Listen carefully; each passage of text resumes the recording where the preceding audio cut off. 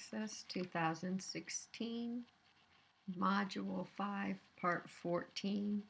We're going to be looking at the Object Dependencies tab in this segment. So let's go ahead and open up our owner table. And I'm going to minimize this access pane, and I'm going to go into the database tools. I want to open up the object dependencies. I want to look at the objects that depend on me, and notice it lists all of the objects that depend on my owner table. So if you click on the form, and then let's go ahead and switch to form view, you can see all of these fields that come from our owner table. You can also see that it does indeed have our new input mask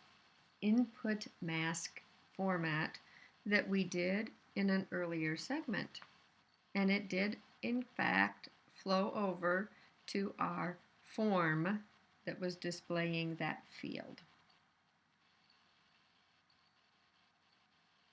Let's go ahead and close this. I'm going to close my owner table, and I'm going to switch and open up my animal table.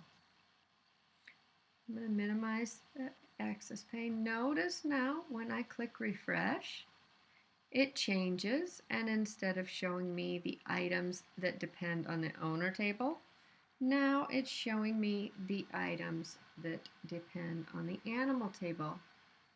If I want to see the items that I depend on, you can click on this other button. I'm going to go ahead and click back on the items that depend on me. And notice that some of these have these triangles next to them. They allow you to expand. You can see that this query also looks at inactive animals, which leans back to our animal as well. So you can see you can use this object dependency pane to see the relationships between the various tables, queries, forms, and reports.